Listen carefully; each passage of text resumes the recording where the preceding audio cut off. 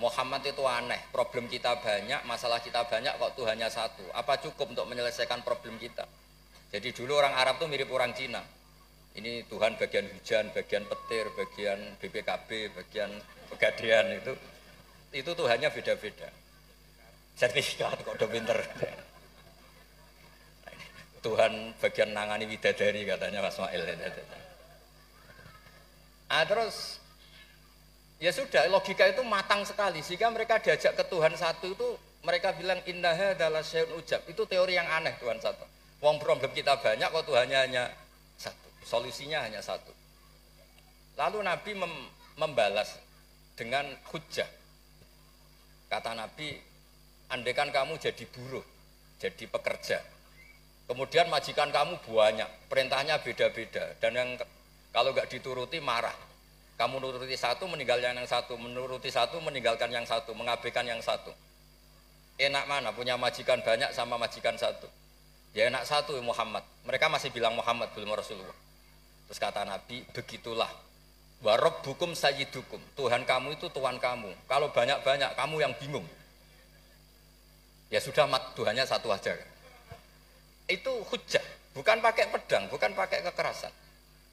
Akhirnya menjadi ayat darabawu matalar rajulan fi syuraka mutasyakisuna wa rajulan salamal lirajul. Bagi hal yastawiyani masalah, terus kata Allah alhamdulillah. Nah, sehingga kalau kita ngaji mu'in yang ngaji ana sehingga ngerti jihad itu wajibnya itu fardul wasail lal maqasid. Ya sama, kalau wasail itu bisa diabaikan kalau ada konteks tertentu yang cukup pakai sama-sama hasil apa? Maksud. Misalnya begini, nahi mungkar, melarang terjadinya mungkar. Itu yang penting itu meninggalkan mungkar, bukan melarangnya, tapi meninggalkannya. Misalnya malam ini misalnya ada dangdutan yang pakaiannya seronok misalnya, atau apalah. Kalau dangdutan Islami nanti jadi bingung. Maksudnya yang nonton ini haram apa enggak? Ini nanti Mas Umar Faruk fatwanya bingung. Misalnya yang karuan haram kan kita beri contoh atau apalah dangdutan atau yang lain dengan pakaian yang tidak pantas. Tapi kalau pantas ya enggak tahu, saya hukumnya tanya Mas Faruk. Terus kiai-kiai itu kan senengane jagungan, masakan, kadang rokok-rokokan. Tadi mas-mas kula nggih ngelelet teng mriku teng dalem. Karena kalau kita ingat memaksakan ndak melihat itu berat. Tapi nak bengi jagungan mbek kanca, mbok sekak, mbok jagungan, pokoknya enggak penting. Tapi ngerti-ngerti esok dan berhasil meninggalkan maksiat. Sehingga kenapa kiai-kiai itu suka jagongan, suka guyon semalaman. Saya sering ditanya orang-orang Islam kota, kenapa sih Gus kiai-kiai NU itu senani jagongan, masakan semalaman? Karena untuk melawan tidak ingin maksiat itu berat kalau kamu ingat-ingat itu. Ketoknya kok luwih menarik dibanding yang di rumah misalnya, macam-macam lah, mau jenis selerane wong lanang. Tapi nak terus ditinggal masak terong, terus ngopi-ngopi, ngelelet, pokoknya apa lah. Ngerti-ngerti esok, maksiatnya wis bar. Itu lebih gampang. Itu namanya al-inkifaf anil ma'asi. Makanya Saizuddin bin Abdissalam punya teori, innal ladzina yarmunal muhsanatil ghafilat. Kenapa orang baik disebut ghafilat? Orang-orang yang lupa.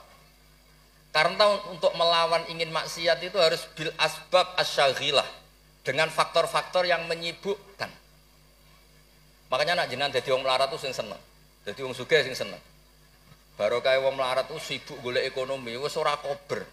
WA orang yang tidak mahramnya, yang tidak halal itu ora kober. Gara-gara mapan itu daftarnya banyak. Daftar sing kepengen dibidik. Artinya anggap saja dalam kefikiran itu ada asbab, ada sebab sing dadekno sibuk tidak maksiat. Ketika Anda kaya, anggap saja ada sebab yang menjadikan Anda bisa dermawan. Nah, ilmu seperti ini di pondok mulai gak dipelajari. Jadi kalau suwun, kalau bolak-balik matur, kenapa baik sama banyak orang?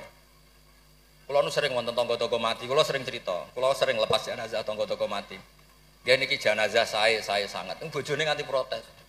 Apik apa lho Gus, bojoku suwengi-suwengi ku ndelok TV. Suwengi-suwengi bar ndelok TV ya turu ngorok. Kok jenengan puji-puji apik? Terus saya bilang, saya ini peneliti usul fikih kata saya. Kalau ada orang tidur itu gelarnya bukan ninggal tahajud dan ninggal witir, tapi tarokal ma'asiyah. Orang ini berarti ninggal apa? Maksiat. Susah ya apa sih husnudzon?